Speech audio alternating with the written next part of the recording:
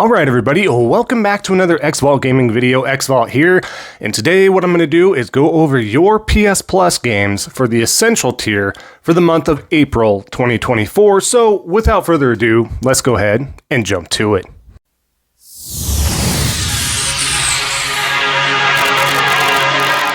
Alright, so like I said, what we're going to do is get to those games for your PS Plus Essential tier for the month of April 2024.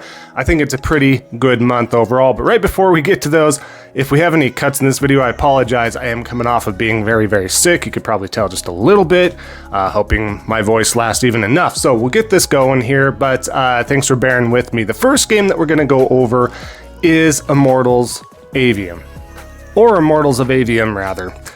This game had a lot of high hopes, saw a lot of actually great advertisement for this game when it was first announced.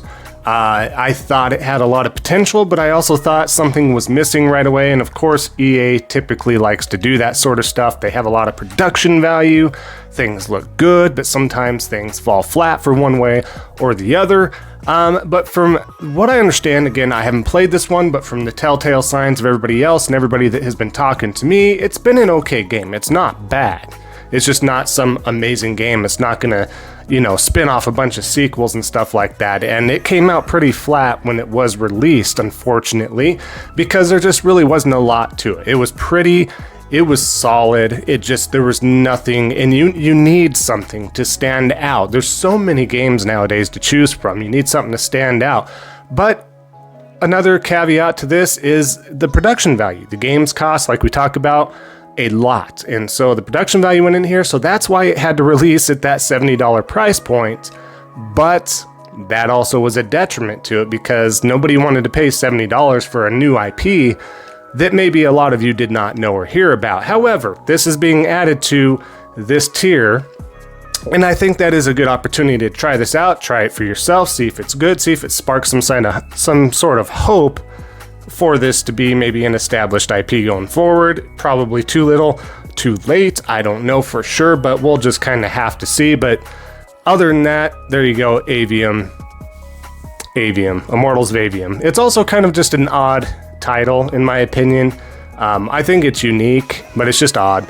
But we'll have to see. If I do have time, I wouldn't mind checking into it. If you guys have checked that out, please let me know what you think about the game, of course. But let's move on to our second one. We're moving on to an interesting one. We're looking at Legends of Minecraft, or Minecraft Legends, rather. And this is another, now Xbox first-party title. The first one outside of Minecraft under Xbox was Minecraft Dungeons, which I thought at first was pretty solid, and then really quick you realize that it was super repetitive and there wasn't a lot to it. It did get a lot of support afterwards and a lot of DLC and stuff, but now we're talking about Minecraft Legends. Of course, this one I have not touched. I heard it was, again, middle of the field, not the worst thing ever that you're going to play, but also nothing to write home about. Also, Microsoft has indeed stopped supporting this. There will be no more updates and stuff like that from what I understand. If any of you out there have heard or know of any difference, please let us know down in the comments, but that is the last that I've heard of.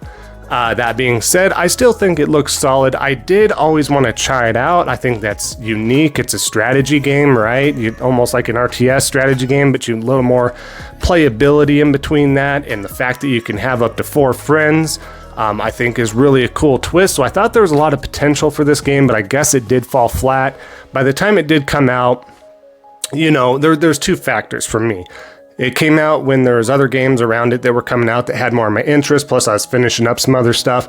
And then, of course, on the Xbox side of things, it was free day one in Game Pass. So as a PlayStation owner, unless you're a diehard fan of Minecraft or RTS games and wanted to try it out, ultimately you're like, why am I going to pay full price when I could either play it on Game Pass or just wait until it drops in price, or the options are limitless, right?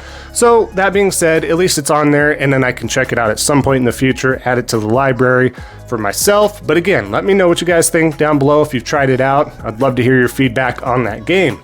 And finally, to round out the final game here, Skull the Hero. This game is, of course, an indie game. And when I say of course, is because typically the third game in every offering for PS Plus Essential tier does have an indie game or two. So that being said, indie games are fantastic. This game looks to be like a Metroidvania. I haven't looked super hard into it to see if there's anything else like it to compare it to. So the closest thing that I can see and have looked into the description wise is that it is a Metroidvania type of game. I think it is interesting. You get to swap out, as you can see, your skulls for different powers and such like that. Also, you're going to have to learn boss fights and all that as usual. But it does look unique. It looks fun. And when I say unique, it has a different aspect to it, right? Every Metroidvania type of game, especially indies, can really be comparative to one another in a way, but they all have their unique points as well, right? So look at, Hollow Knight and some stuff like that as well. But this just really does look awesome. I haven't looked into the reviews or anything yet, but again, I do want to know if any of you out there has played this game, but it does look super interesting. If I do have time in between my huge catalog right now, with all the amazing games being released out in the public and in the world, I'm hoping to get to some of these because I did want to try them out. But that being said, I still think this is a great option. I really think this is a pretty solid lineup, especially for April, all things considered. There's just a ton of games that have been coming out. Again, we had Final Fantasy Rebirth, we had Dragon's Dogma 2, we've had so many things coming out. We had Rise of the Ronin, Stellar Blade, the demo just recently dropped at the time of this recording. So a lot of opportunity and the full game release of that coming, and then we got Final Fantasy 14 for those that like to go back and forth into that game. They have the new expansion coming out soon this summer, and of course they have a graphical upgrade and everything that's going to give that a nice little gloss over, right? That looks a pretty good spoof up or spiff up, I would say. So, but just, and that's just naming a few off the top of my head, and there's plenty more, of course, and more to look forward to throughout the year. But again, for April, I think this is great. Some cool offerings and something to jump into if you're in between some other games. And that's what I do like about the PS Plus Essential lineups, is you do have those options to be like, oh yeah, that game, I want to try that out because I kind of have a lull for whatever reason, right? But that being said, I do appreciate you guys sticking around to the end of the video, hanging in there with me, even with my sick voice. Surprised it's even lasting this long. But thanks again, all your guys' support. I really appreciate that, and that's why I want to put these videos out no matter the quality of my sickness or not. I want to make sure I get this stuff out for you guys. So thank you again, and we are getting ever so closer to that goal more and more. So thank you so much. That next goal being 2,000 subscribers. So thank you so much. Every time I see this cascade and do more and more, right? This means so much. So thank you again, all your support, continued support, those that have stuck around.